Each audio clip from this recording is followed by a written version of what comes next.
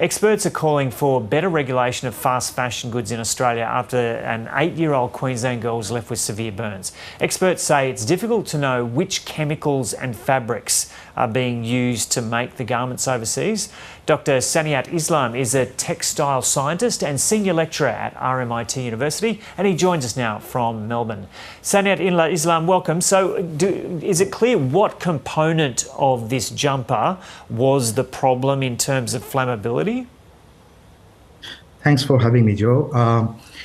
We cannot be sure about exactly what caused this fire.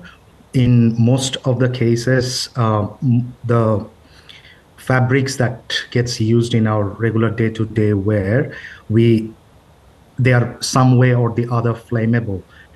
It's hard to pinpoint exactly what caused it, but there might be things that are present there that has caused this hazard.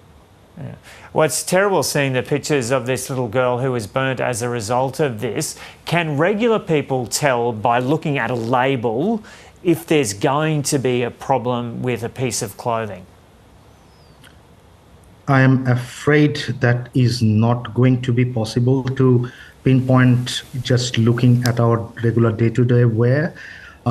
However, I would suggest consumers wearing more of the natural fibers, which obviously can catch fire, but not as harmful as synthetic fibers catching fire or close vicinity to a heat source.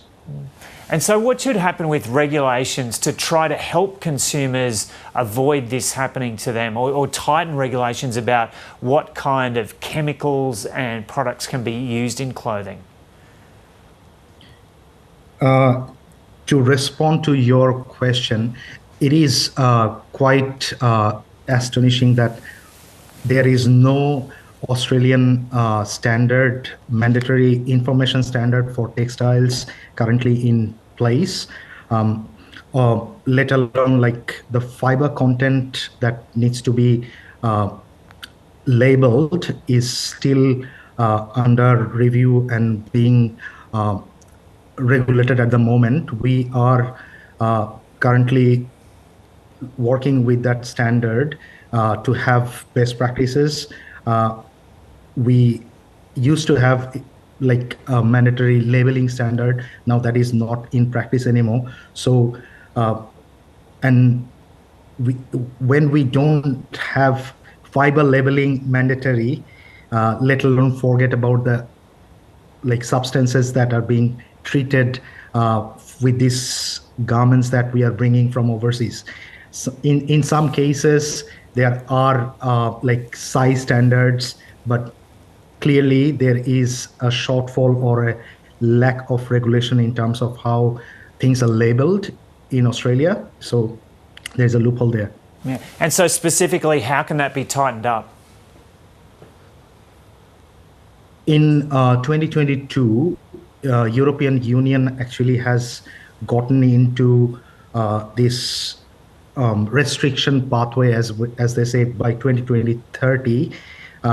They are going to ban like 12,000 chemicals that has been like found to be carcinogenic or not good for human consumption.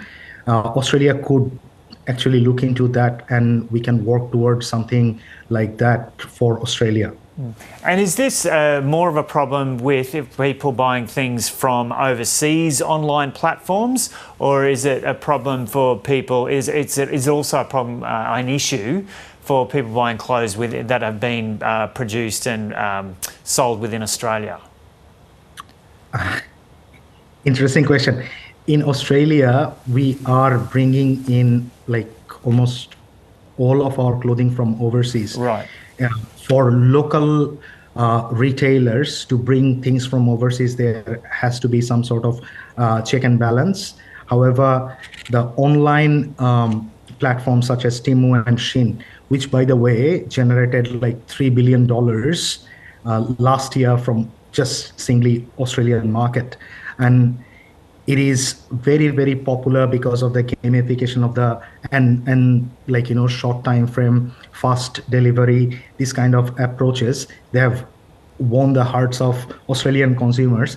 In this aspect, I think we need to be much more like looking into what we are buying from overseas, because that overseas buying actually bypasses the local regulations that we have in Australia. So we just need to be tightening up or have other regulations in place for like things coming from online platforms such as Temu and Shein.